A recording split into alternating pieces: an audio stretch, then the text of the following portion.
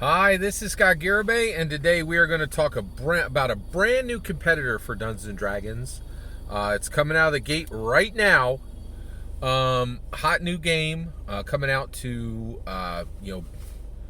go for the crown, right? King of the Hill, right? And it is called Blood and Doom, the tabletop role playing game. But what I want to talk about is just the entire shape of this game as it goes through Kickstarter and what it's like to compete against Dungeons and Dragons. All right, so Dungeons and Dragons is often communicated as the 800-pound gorilla in tabletop role-playing games, and I think that is the case, right? If you are creating a fantasy tabletop role-playing game, you cannot ignore Dungeons and Dragons because without question, it is your level of quality. It is establishing what your level. It is establishing a level of quality, right? And the reality is, so basically, if you are releasing a fantasy tabletop role playing game anywhere in the world, there's virtually no possibility anyone who's going to play your game has not already played Dungeons and Dragons 5th edition, because it is my opinion less than 1% of the people in the world who have played any tabletop role-playing game have not played 5th edition. It's been around for a decade, right? It is on innumerable amount of shelves. And it's so much more accessible than any other tabletop role-playing game because of the work that Dungeons and Dragons has done. You can buy Dungeons and Dragons on the shelves at minimum Target. I think possibly Walmart, right? But even it just called it a Target. That's a big deal, right? There's Targets all over America. It's not like an FLGS. It's where Muggles can literally encounter it on the shelf, right? And go, what is this? And I'm at Target. This must be a real product, And honestly, I don't know a single other tabletop role-playing game in the world that's ever been sold at Target, right? It doesn't happen, right? So, if you bring a fantasy tabletop role-playing game to the market, you will be measured against Dungeons & Dragons 5th edition, right? And yeah, it's just a fact, okay? In my humble opinion. All right, let's keep going. All right, so let's talk about Blood and Doom. Very, very interesting. Let's talk about what it is and what it is not. Okay, so first of all, it's Kickstartering right now. But why? All right, so first of all, I heard about this through at least three different, they're doing a good job of getting the word out for this. I heard about it through through Sly Flourish, and I heard about it through a very tiny little tabletop role-playing game site that I just found. And then I found it, through one other site that, that I'm subscribed to. So within 2 days, I saw it on three different D&D commentator sites, right, on YouTube channels, right? And so Mike Flourish was like, hey, check. And I had, seen other people say, oh, it's Kickstarter, right? I don't care if something's Kickstarter, right? First of all, I generally don't back Kickstarters. I love Kickstarter, though, because I love buying something that was Kickstartered when it hits the FLGS, right? That's my plan for Shadow Dark. I cannot wait to get a copy of that, but I don't want to bother with a Kickstarter, right? I want to buy it on the shelf, right? Like a real product, right? So, and I think that's completely acceptable because my quality standard is Dungeons and Dragons, right? Dungeons and Dragons doesn't need to Kickstarter a book, right? They design it. They don't beg for money, and they just put it out, right? And they do it every 3 months, like a real company that put on their big girl pants a decade, 5 decades ago, right? Yeah, and which is really so. Again, Kickstarter is just that's cute, nice. When are you going to be a real company, right? So it's a thing. All right. So, and again, and this all goes back to this issue of Dungeons and Dragons, and this is what and the reason why I talk about this is it absolutely galls me that there are people who are like, oh, Dungeons and Dragons, you're not doing it right, you're doing it wrong, you're doing it wrong, you're doing it wrong. Oh, but you doing it wrong should have created a gap where my product surpassed you, but it never does. That's my issue, right? Everybody keeps pointing and laughing at D&D, while D&D literally crushes them, right? Like, it's just on every single metric: sales, quality, innovation, like technology, moving the industry forward, every single metric, right? And so it's really galling to me to hear so many complaints. Like, this would legit be like if I told LeBron James he didn't know how to play basketball and never shut up about it, right? Like, just, oh, LeBron, you don't know what you're doing. You should do it this way, like while he's literally just like slapping the ball out of my hand and dunking on me. Oh no, you're doing it wrong. It's so incredible, right? So Blood and Doom comes out, right? And actually, it's Kickstartering, but question mark, right? So I go over to Sly Flourish, and he's like, "Hey, you got to download this sample," right? And then he put it, he said it in air quotes, and I was like, "Why is he saying sample in air quotes?" He was right. He was like, "This, if you didn't even have to, you just go right now, and you should do it. You should do it immediately. You can go to DriveThruRPG, and you can download." It's not a sample. It's not a quick start. It's a 304-page, fully functional tabletop role-playing game that's being given away for free, but is also being Kickstarted. Why? It's full color, full art, right? The layout's finished. Like, it's incredible. The thing is fully functional. It's fully formed. It is everything you need to play, right? Like, and it's astounding. The world information is there. The character creation information is there. The species are there. The classes are there. There's nothing missing, right? In fact, this is significantly more robust than than literally hundreds of fully finished games you will find on DriveThruRPG, right? There are games that are fully finished and have been finished for a decade that do not have nearly as much work done and do not have nearly as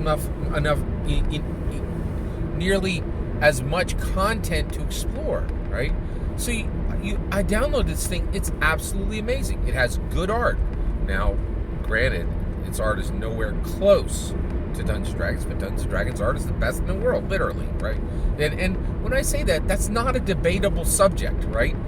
It is literally getting the same offers from Wizards of the Coast, and Wizards of the Coast orders, not a joke, 300 to 1,000 fantasy illustrations every single year and has been doing it for 30 years, right? It is not a debatable subject that Dungeons & Dragons doesn't have the best art in the world. It literally does, right? There are no major artists in fantasy who really haven't done work in the Magic the Gathering space. And Magic the Gathering and D&D are canon. They're canon together, right? Their worlds are mixed, right? And for over 10 years, close to 20 years, there have been artists who are doing work for both, for Magic the Gathering and Dungeons & Dragons, and there are artists that have done work for Magic the Gathering for pieces of art that literally show up in D&D. This is not a debatable subject. Dungeons & Dragons is the best art in the world, bar none. And this is good art, and it's full color art, and there's a lot of cool stuff done. It's called Blood and Doom, right? It's like kind of grim and dark, but actually it's full color, right? And this game is not OSR, and it is not black and white, right? Not black and white art. This is full color art, right? Very interesting, right? And it is very well laid out, very well written, and beautifully illustrated. It's got fantastic art, fantastic writing, and fantastic layout. Why are they Kickstartering? The thing's finished. Like, they're just handing you. And this is the other thing that I don't understand is, how can they possibly be incenting anyone to buy anything?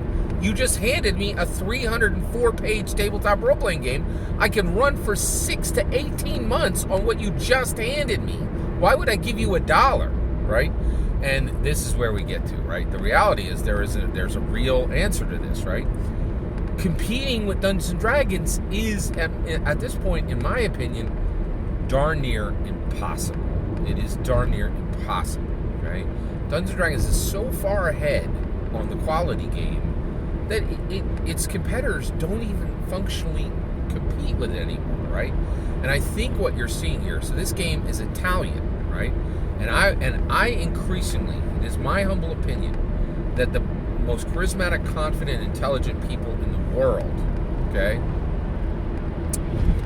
desire to create tabletop role-playing games, and absolutely no one is actually creating tabletop. And actually, I even kind of feel it this way. It's a bigger discussion on Dungeons & Dragons. I don't want to get this twisted here.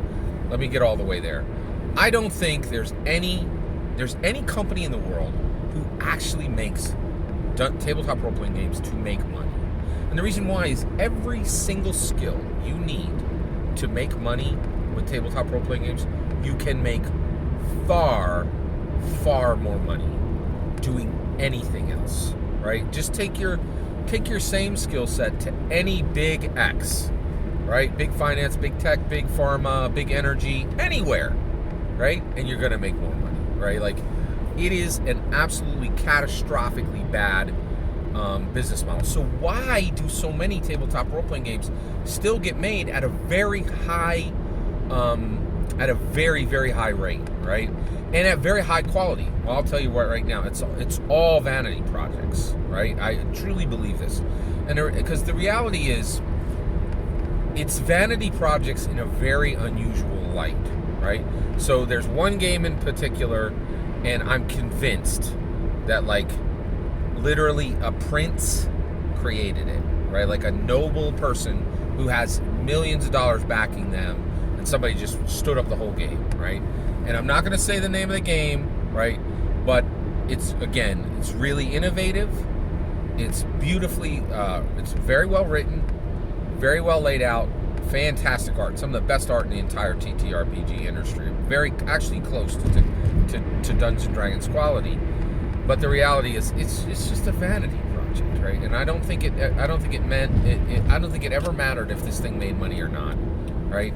And the reality, and I think it's the same thing here with Blood and Doom. I think tons of these games, if you look at it, and there's lots of ways you can get here. One, literally, noble people from all over the world. There are a lot of incredibly wealthy people, and they have money from other sources, right? I definitely think that's the case on one specific tabletop role-playing game. I'm not going to call it out because I don't want to embarrass the person, the creator. But there's also this other issue of Airbus, right? So I know this gets weird, but I live close to Boeing, right? And Boeing it is literally a world-class aviation factory, right? Like, they have plants all over the U.S., they have partnerships all over the world, and they create incredible airplanes, right? But they compete against Airbus, right? Airbus isn't a real company, right? They're government funded. The government gets involved and actually funds them, right? Like, it's not an open free market, right? In my humble opinion, right? So I feel that the Airbus competition for Boeing is unfair, right? And I do think some of that is happening in tabletop role-playing games. I think there are, and again, like Modiphius and the company that's creating Blood and Doom, I don't think those governments are directly getting involved, but I think there are other industries that are now getting involved that these games can be created with no ability to make profit, right? And if you're like, Scott, every business is in business. No, increasingly that's wrong. Joe Rogan just opened up a comedy shop.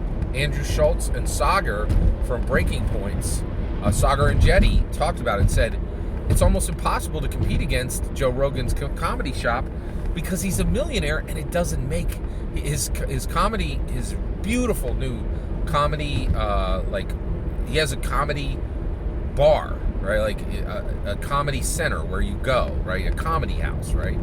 And he said nobody can compete against it because he pours money into it and he does not care if it makes profit.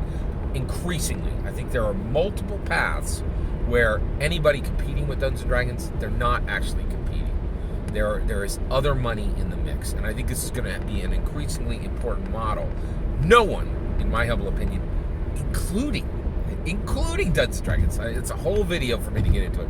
I don't think anybody makes tabletop role-playing games to make money, right? Because every single skill you use to make them, you could make far more in any other industry. It is one of the worst business models in the entire world. And I actually think it's not actually functional. And the vast majority of tabletop role-playing games today are getting funding through an unusual source, not the actual sales of the books. And I think that's going to be the case with Blood. Because, I mean, like, tell me how you could possibly do this. It's a 304-page, fully functional game. Why would anybody give them $1 for the Kickstarter, right? You already have 6 to 18 months of play material in your hand right now, right? Like, it does not make sense from any logical perspective. Every single word of that is my humble opinion. What's important is when I get to hear your humble opinion. When you get in the comments and send your traffic, please consider liking, subscribing, and have a wonderful millennium.